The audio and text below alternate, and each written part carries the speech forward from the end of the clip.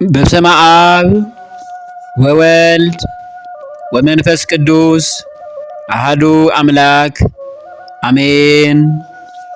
ስሙ የተቀደሰና የተፈራ ነው። የጥበብ መጀመሪያ እግዚአብሔርን መፍራት ነው። ለሚያደርጓትም ሁሉ በጎ ማስተዋል አላቸው።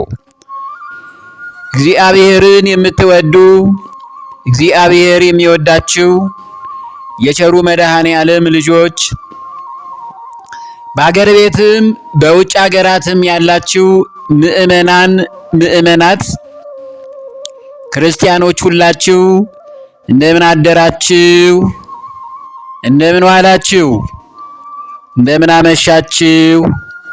አሜን። የኃያሉ አምላካችን የሰማይና የምድሩ ባለቤት ጌታችን መድኃኒታችን ኢየሱስ ክርስቶስ ስሙ ለዘላለሙ የተመሰገነ ይሁን። በአራቱ ማዕዘናት በምስራቅ፣ በምዕራብ፣ በሰሜን፣ በደቡብ በሰማይና በምድር ሁሉ ያለና የሚኖር አልፋና ኦሜጋ እግዚአብሔር አምላካችን ጌታችን መድኃኒታችን ኢየሱስ ክርስቶስ ስሙ ለዘላለሙ የተመሰገነ ይሁን። አሜን። እንደ እግዚአብሔር ቅዱስ ፈቃድ የዕለቱ በአዲስ ርዕስ የምንማረው ትምህርታችን በወይን ጠጅ አትስከሩ፣ ኤፌሶን ምዕራፍ 5 ቁጥር 18ን ጥቅስ መሰረት አድርገን ነው። በቅድሚያ ማሳሰብ ያለኝ ይህንን ትምህርት ሁሉም ክርስቲያኖች ከተማሩት በኋላ ለሌሎች ወገኖቻችን ደግሞ የማሳየት የማስተላለፍ ልምድም ይኖራቸው። ብዙ ኢትዮጵያውያን በወይን ጠጅ መስከር ምክንያት ጣጣ ውስጥ ገብተዋልና ትልቅ ትምህርት ስለሆነ ቁጥር 1 ቁጥር 2 ቁጥር 3 ብሎ እስከ ቁጥር 3 ያለ ትምህርት በመሆኑ ሁላችሁም ይህን ትምህርት ተከታተሉ። ሌሎች ሰዎችም ደግሞ እንዲረዱት እንዲያውቁት አድርጓቸው። ለዚህ ትምህርት ርዕስ ዋና መሰረት የምናደርገው መጽሐፈ ምሳሌን ጠቢቡ ሰለሞን የጻፈውን መጽሐፍ መሰረት አድርገን ነው። መጽሐፈ ምሳሌ ምዕራፍ 23 ከቁጥር 20 እስከ 31 ላይ እንዲህ ይላል። የወይን ጠጅ ከሚጠጡ ጋር አትቀመጥ፣ ለሥጋም ከሚሳሱ ጋር ሰካርና ሆዳም ይደኸያሉና የእንቅልፍም ብዛት የተቦጫጨቀ ጨርቅ ያስለብሳልና። እንዲህ ነው ያለው። ሰካራምነት፣ ሆዳምነት ያደኸያሉ፣ የእንቅልፍ ብዛት ደግሞ ያመጣሉ። ይሄ ደግሞ የተቦጫጨቀ ጨርቅ ያስለብሳል። በወይን ጠጅ የምትሰክሩ እናንተ የወይን ጠጅ ከሚጠጡ ጋር የማትጠጡ አትቀመጡ። ይህንን የመከረን። ዋይታ ለማን ነው? ሐዘን ለማን ነው? ጠብ ለማን ነው? ጩኸት ለማን ነው? ያለ ምክንያት መቁሰል ለማን ነው? የዓይን ቅላት ለማን ነው? የወይን ጠጅ በመጠጣት ለሚዘገዩ አይደለምን ነው ያለው። እንዲህ አይነት ችግር ያለባቸው ሰካራም ሰዎች ናቸው። ወይን ጠጅን ደበላልቆ መጠጣት፣ ወይን ጠጅን አብዝቶ መጠጣት የሚያመጣውን የሚያስከትለውን አደጋ ነው ጠቢቡ ሰለሞን እያስተማረን ያለው። የተደበላለቀ የወይን ጠጅ ይፈተኑ ዘንድ እንዲህ ነው ያለው።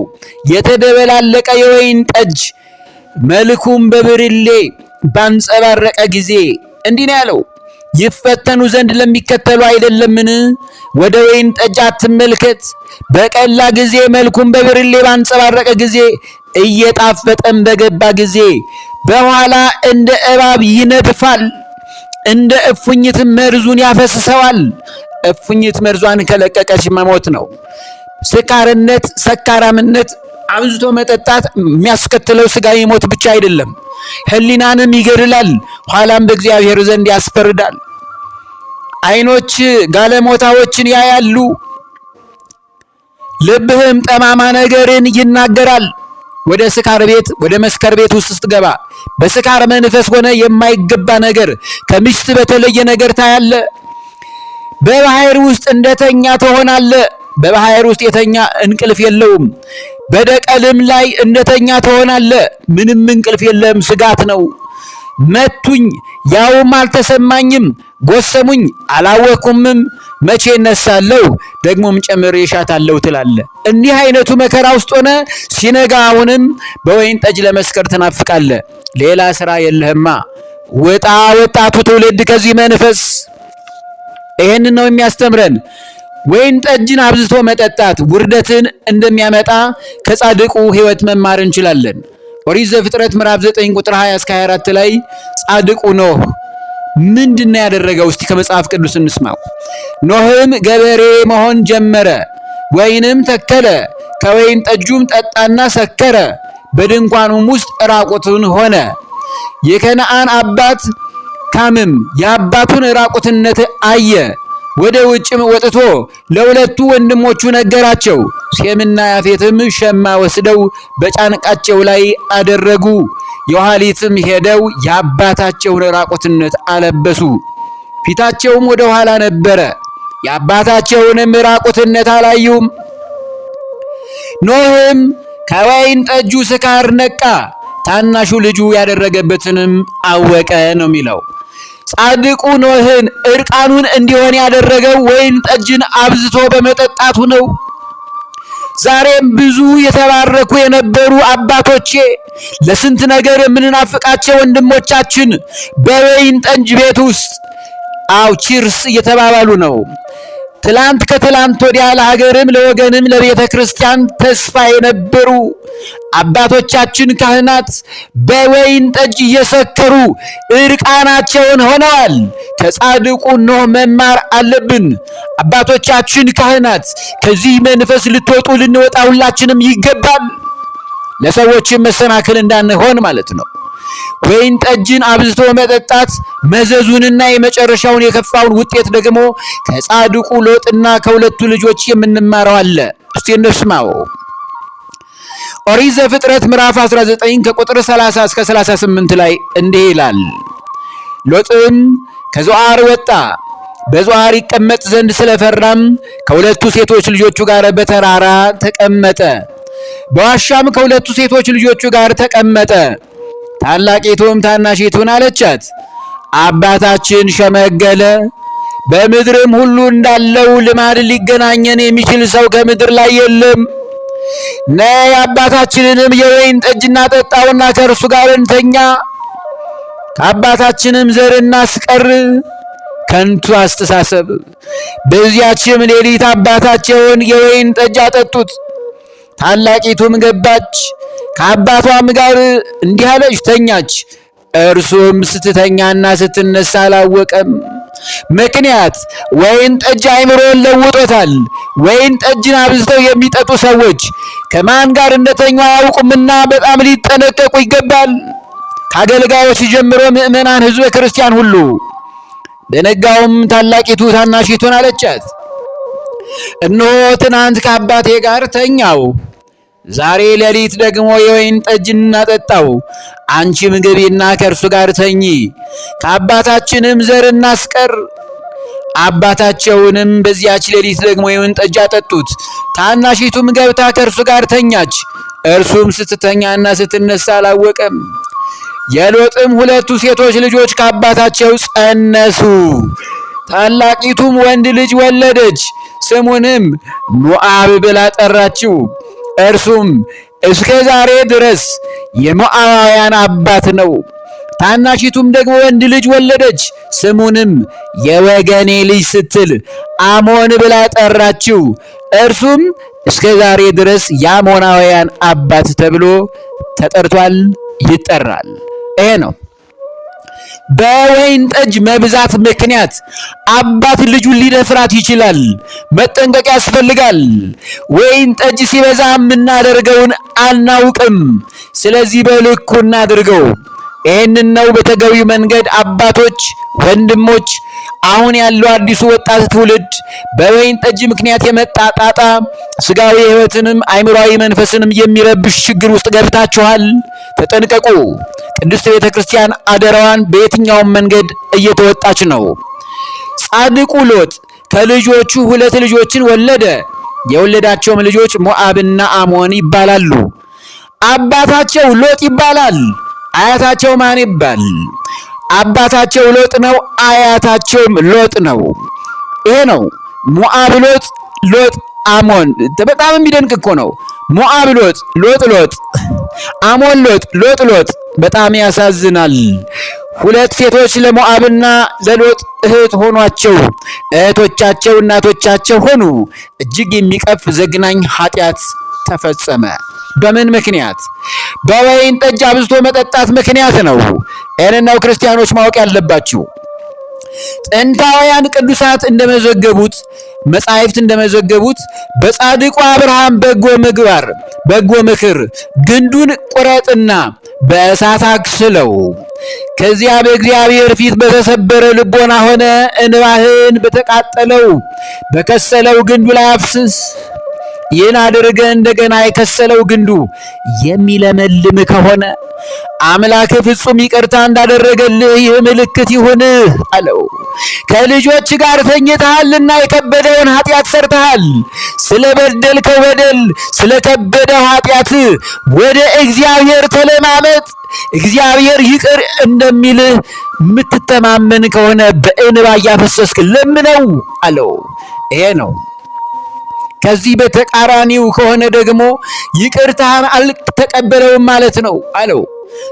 ጻድቁ ሎጥ እጅግ ጻድቅና መልካም ሰው ስለነበር እግዚአብሔር ንስሐውን መሰበሩን ተመልክቶ የከሰለውን ግንዱን አለምልሞ ምሕረትን አደረገለት። እግዚአብሔር ይችላል። አዎ፣ ከዚያም በፊት ይህ ታላቅ ቅዱስ ሰው የእግዚአብሔር ሰው ነበር። ሰዶም ገሞራ በምድር ከሰማይ ዲን ከምድርም ውሃ ይተፍለቅልቆ ሲያቀልጣት ምድሪቷንና ሕዝቡን፣ ይህን ሰው ግን ከነ ልጆቹ በመላእክት ታጅቦ ወደ ዞአር ተራራ እንዲሄድ የተመራ ቅዱስ ሰው ነው። ልጆቹ ግን በወይን ጠጅ አስክረው ከልጆቹ ልጆችን ወለደ። እናቶቻቸው እህቶቻቸው ሆኑ። እርሱም ደግሞ አያታቸውም አባታቸውም ሆነ። ግን በጣም ያሳዝናል። ይህን በደልና ኃጢአት ሰርቶ ግን ወደ እግዚአብሔር ለመነ፣ እግዚአብሔርም ይቅር አለው። ነው ትንቢተ ኢሳይያስ ምዕራፍ 5 ቁጥር 11 እስከ 12 ላይ ሰካርን ለመከተል በጠዋት ለሚማልዱ የወይን ጠጅም እስኪያቃጥላቸው እስከ ሌሊት ድረስ ለሚዘገዩ ወዮላቸው። መሰንቆና በገና ከበሮን እምቢልታንም የወይን ጠጅም በግብዣቸው ላይ አለን ያለው። የተባረከው መሰንቆ እግዚአብሔር ይመሰገንበታል። የተባረከው በገና ከበሮ እግዚአብሔር እምቢልታ ጭምር እግዚአብሔር ይመሰገንባቸዋል። ግን ያልታደሉት ደግሞ በወይን ጠጅ ስር በግብዣ ስፍራ ላይ ይጨፈርባቸዋል። እንዲህ እኮ ነው ዛሬም። እግዚአብሔር ለመልካም ለሳሎን የተሰራው ሸክላ በቤት ውስጥ ተከብሮ ይኖራል። በእሳት ደግሞ እየነደደ ወጥ የሚሰራበት ሸክላ አለ። ይሄ ነው እንግዲህ ልዩነቱ። ዓለም እንዲህ ናት። እኛ ከወዲትኛ ወድቀናል ነው።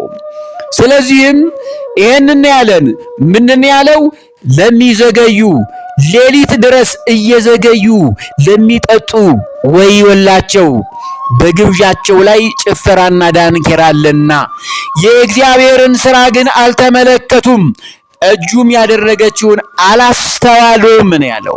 የወይን ጠጅ የሚጠጡ ሰዎች የእግዚአብሔርን ድንቅ ነገር እንዲረሱ ያደርጋቸዋል፣ ማስተዋልንም ይወስድባቸዋል፣ ንጹሕ አእምሮም አይኖራቸውም። ሐዋርያው ቅዱስ ጳውሎስ ከ16ቱ የሥጋ ዘሮች አንዱ ሰካራምነት እንደሆነ እንዲህ በሚል ገልጾታል። ቃል በቃል አነበዋለሁ። ወደ ገላትያ ሰዎች ምዕራፍ 5 ከቁጥር 16 እስከ 21 ላይ እንዲህ ይላል። በመንፈስ ተመላለሱ፣ የሥጋንም ምኞት ከቶ አትፈጽሙ። ሥጋ በመንፈስ ላይ መንፈስም በሥጋ ላይ ይመኛልና እነዚህም እርስ በርሳቸው ይቃወማሉ። ስለዚህ የምትወዱትን ልታደርጉ አትችሉም። በመንፈስ ብትመሩ ግን ከሕግ በታች አይደላችሁም። የሥጋ ሥራም የተገለጠ ነው። እርሱም ዝሙት፣ እርኩሰት፣ መዳራት፣ ጣዖትን ማምለክ፣ ሟርት፣ ጥል፣ ክርክር፣ ቅናት፣ ቁጣ፣ አድመኝነት፣ መለያየት፣ መናፍቅነት፣ ምቀኝነት፣ መግደል፣ ስካር፣ ዘፋኝነት ይህን የሚመስል ነው። አስቀድሜ እንዳልኩ እንደነዚህ ያሉትን የሚያደርጉ የእግዚአብሔርን መንግሥት አይወርሱም ነው ያለው። ሰካራምነት የእግዚአብሔርን መንግሥት አያስወርስም። ስለዚህ በንስሐ ተመለሱ። በሱስ የተጠመዳችሁ ወገኖቻችን ወደ ልቦናችሁ ተመለሱ። ሌላው አሁንም ሐዋርያው ቅዱስ ጳውሎስ የትምህርታችን ርዕስ የወሰድንበት የመጽሐፍ ቅዱስ ክፍል ነው። እንዲህ ይላል ኤፌሶን ምዕራፍ 5 ቁጥር 18 ላይ መንፈስ ይሙላባችሁ፣ በወይን ጠጅ አትስከሩ፣ ይህ መባከን ነውና ነው ያለው።